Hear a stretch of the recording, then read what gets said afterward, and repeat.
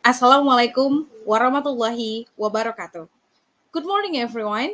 Perkenalkan, nama saya Anne Pratiwi. Saya adalah peserta pelatihan peningkatan keterampilan dasar Teknik Instruksional atau Pekerti Universitas Andalas Gelombang 1 tahun 2023. Saat ini, saya mengajar di Fakultas Ilmu Budaya, Departemen Sastra, tepatnya di Prodi Sastra Inggris.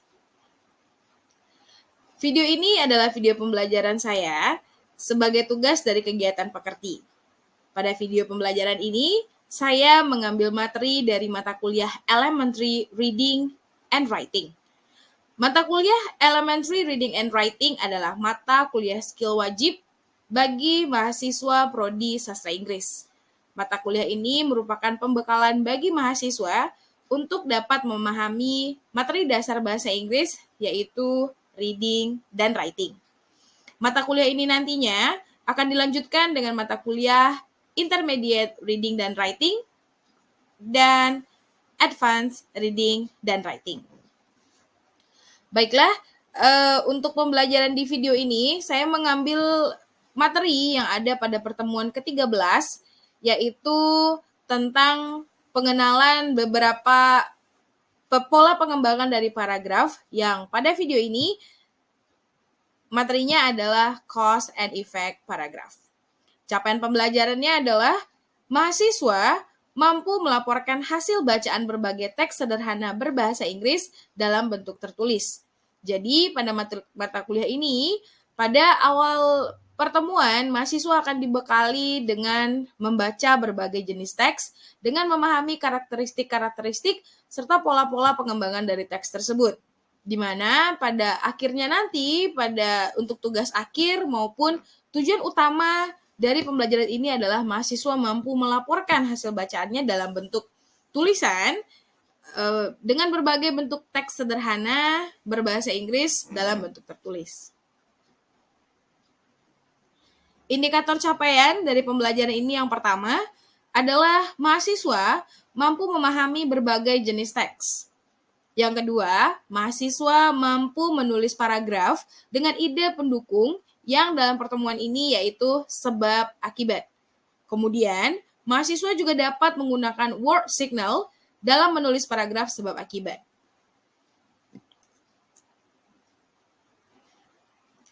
Metode pembelajaran yang digunakan pada pertemuan kali ini adalah ceramah dan diskusi dalam kelompok besar serta kelompok kecil.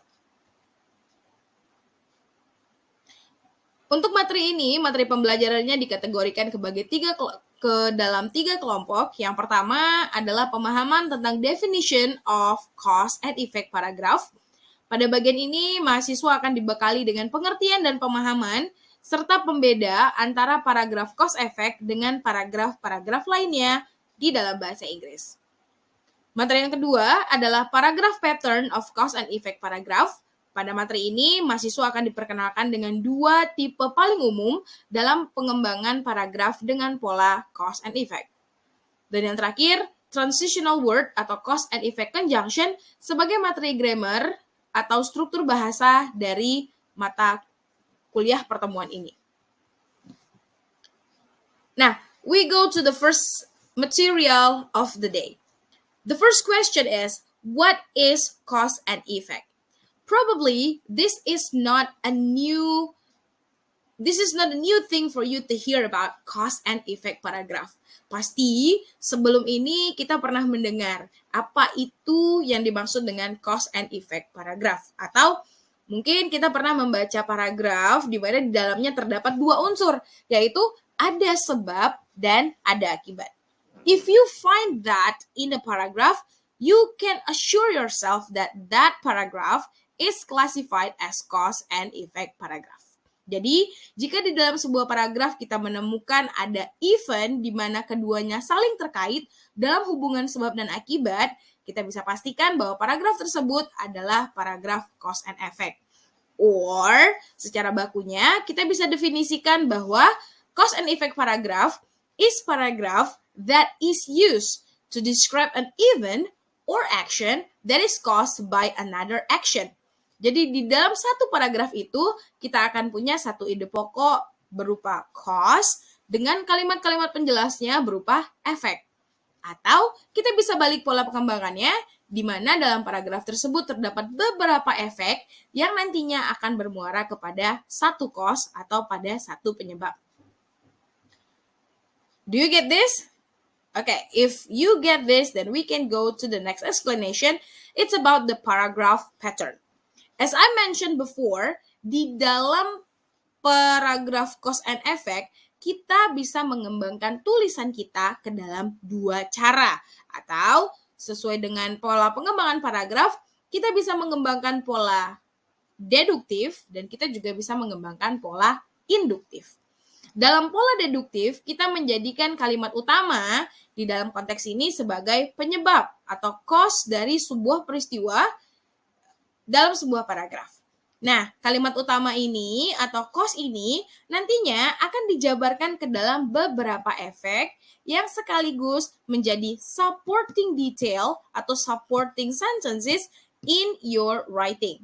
For example, when we are talking about rain, heavy rain or rainstorm as the cause on your paragraph, and then the next sentence on your paragraph, jika pada kalimat pertamanya kita sudah menjelaskan bahwa musim hujan berkepanjangan dapat memberikan beberapa pengaruh terhadap kegiatan manusia sehari-hari. And then you can see that your next paragraph must be the several effects of that heavy rain. Jadi kalau kalimat utama kita membahas tentang hujan dan efek-efeknya, maka pola pengembangan selanjutnya kita akan mendetilkan apa saja efek-efek yang didapat dari hujan lebat berkepanjangan tersebut.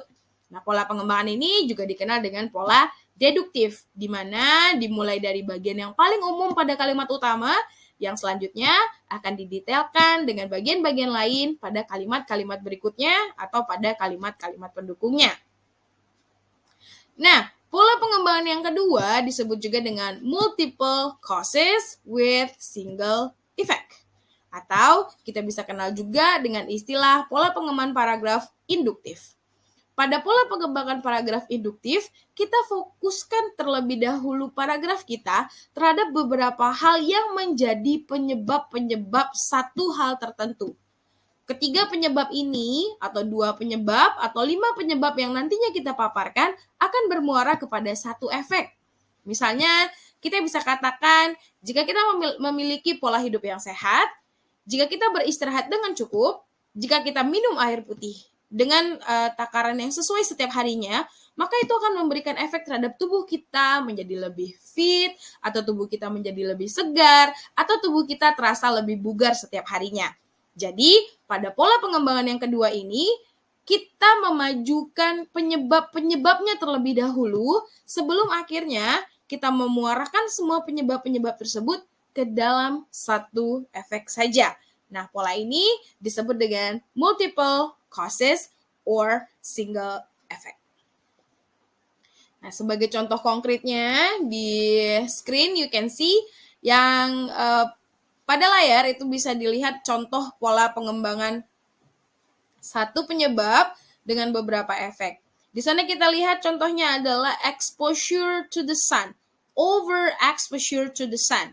Itu merupakan cause utama yang sekaligus menjadi ide pokok dalam pengembangan paragraf kita. Nah, exposure of the sun lebih awalnya mungkin diperkenalkan dulu, lalu kita jabarkan lagi bahwa exposure of the sun ini memberikan beberapa efek kepada tubuh kita. Nah, efek-efek tersebutlah yang nantinya akan menjadi kalimat-kalimat pendukung dari paragraf cause and effect kita. Yang pertama, ada burn skin. Jadi efek yang pertama dari terpapar secara berlebihan dengan matahari adalah kulit yang terbakar. Yang kedua, mungkin bisa menjadi kalimat kita yang ketiga, bahwa ternyata overexposure terhadap matahari ini juga dapat menyebabkan keriput, wrinkles, and age spot. And the last one, overexposure of the sun can also cause skin cancer. Jadi kita lihat pola pengembangan yang pertama tadi ada satu cause yang diberikan beberapa efek, maka dalam pola pengembangan ini juga bisa ditemukan ternyata exposure of the sun itu berpengaruh terhadap burn skin, wrinkle and age spot, spots, dan skin cancer. Nah, begitu juga dengan pola pengembangan yang kedua, yaitu dengan multiple causes atau dengan beberapa cause, nanti akan menghasilkan satu efek dari cause-cause tersebut. Dimana as the example, you can see that if you attend the class, kita hadir mengikuti pertemuan di kelas, and you take notes in every explanation when you think that it's necessary. And the last one, if you study for the test or you study the text, you read the textbook and you study your notebook, and the result or the effect of those activity is you get good exam grades. Nah, pola ini sesuai juga dengan pola pengembangan yang kedua, di mana causesnya dipaparkan terlebih dahulu, kemudian baru kita jabarkan efeknya. Well, that's the explanation for two material. Yang pertama, tadi sudah dijabarkan mengenai apa itu paragraf, cause, dan efek. Kemudian yang kedua, kita juga sudah dengar ada pola pengembangannya atau paragraf pattern dari cause and effect. Sampai di sini ada pertanyaan dulu? Oke, kalau belum mau nanti disimpan saja, di akhir sesi juga nanti akan ada tanya jawabnya lagi. Alright, kita lanjut ke materi berikutnya. Nah, kalau tadi tidak ada pertanyaan, I believe that you understand about the two material that I have delivered. Nah, sekarang kita coba cek dulu nih. How understand you are with the definition and the pattern of cause and effect paragraph. Now you can see on your screen, I provide you with a paragraph with the title Headache. You can see that headaches can have several causes. Many people think that the major cause of headaches is nervous tension. But there is strong evidence that suggests diet and environmental as possible factors. Some people get headaches because they are dependent on caffeine. Other people may be allergic to salt, or they may have low blood sugar. Still, other people are allergic to household chemicals, including polishes, waxes, bug killers, and paint. If they can manage to avoid these substances, their headaches tend to go away. When a person has recurring headaches, it is worthwhile to look for the underlying cause, especially if the result of the research is freedom from pain. Nah, di sini dipaparkan ya, dalam paragraf ini bisa kita temukan bahwa ternyata sakit kepala itu bisa disebabkan oleh beberapa efek. Nah, kita sudah tahu nih, berarti ide pokoknya adalah sakit kepala. Di mana sakit kepala itu nantinya dinyatakan disebabkan oleh beberapa penyebab, mulai dari nervous tension, diet, and also environmental as the factor. Nah, dijabarkan lagi, diet itu mungkin bisa dipengaruhi oleh how dependent you are with caffeine, ya. Kemudian bisa jadi you are allergic to salt, or probably you may have low blood sugar. Nah, contoh-contoh tersebut merupakan beberapa hal yang dikategorikan sebagai penyebab dari sakit kepala itu sendiri. Nah, kira-kira if we compare the example with the two types of paragraph pattern, which one of which? Have you got the answer? Nah, kita lihat di screen berikutnya. Here's the answer. Which pattern is used? Nah, di sini kita bisa lihat ya bahwa efek yang dijabarkan pada paragraf ini adalah headache, sakit kepala. Di mana sakit kepala itu ditimbulkan oleh 4 penyebab. Dimulai dari nervous tension, dependent on caffeine, allergic to salt or household chemicals, bahkan low blood sugar. Nah, penyebab-penyebab ini bermuara kepada satu efek, yaitu headache. Artinya, paragraf ini dikembangkan dengan pola kedua, yaitu beberapa cause yang kemudian memberikan one effect. Walaupun dalam pengembangannya efeknya dijabarkan terlebih dahulu, artinya satu efek diberikan beberapa penyebab cause. Nah, Berikutnya, kita punya word signal for cause and effect paragraph. Ternyata selain memiliki pola penulisan paragraf, when we talk about the grammar, when we talk about the part of speech, then we will also find the signal words that commonly used in cause and effect paragraph. Kenapa dia ditemukan dalam cause and effect paragraph? Karena penghubung-penghubung ini biasanya menghubungkan antara hal yang menjadi penyebab dengan hal yang dia sebabkan. Misalnya di sini ada furthermore, ada can lead to, or causing. Nah, why initially is written in bold paragraph? Karena initially menjadi penanda bahwa penyebab ini awalnya disebabkan karena akibatnya. Nah, you can read here. Recurring headaches can have initiate disruptive effect in a person's life.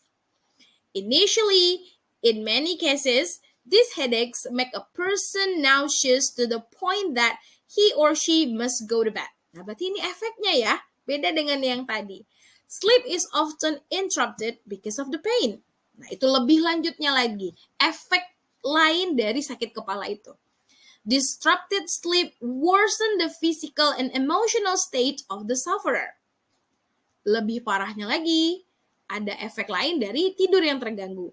For those who try to maintain a normal lifestyle, drugs are often relied on to get through of the day, such as drugs or course can lead to other negative effect. Jadi ketika kita mengkonsumsi obat-obatan, ternyata kita juga bisa memperoleh efek-efek negatif dari perilaku tersebut. Drugs can inhibit productivity on a job. Ini hubungannya antara drugs dengan pekerjaan. Perhaps even causing regular absences. Not only is work affected, but the seemingly unpredictable occurrence of this headache lead to disruption of family life. Bahkan, headache juga bisa memberikan efek terhadap kehidupan keluarga. The interruption to a person's family life is enormous. Canceling plans in the last minute and straining relationships with friends and family. It is no wonder that many of these people feel discouraged and even depressed due to the cycle of misery recurring headache cause. Nah, berbeda dengan pola pengembangannya, tapi di sini kita bisa mencatat dan melihat ada beberapa word signal atau kata-kata yang menjadi penentu atau kata-kata yang menjadi identitas atau kata-kata yang menjadi penanda khusus bagi paragraf-paragraf yang dikembangkan dengan pola cause and effect. Well, any questions? If you have any question, then you can ask and we can discuss. But if there is no question, as usual, at the end of this class, I provide you with a quiz. Okay, you can do this quiz by click the link, and if you are the fastest three of the student who can answer the question with the best result, you are the winner.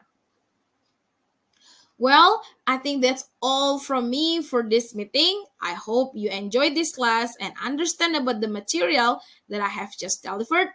Thank you for watching. Assalamualaikum warahmatullahi wabarakatuh.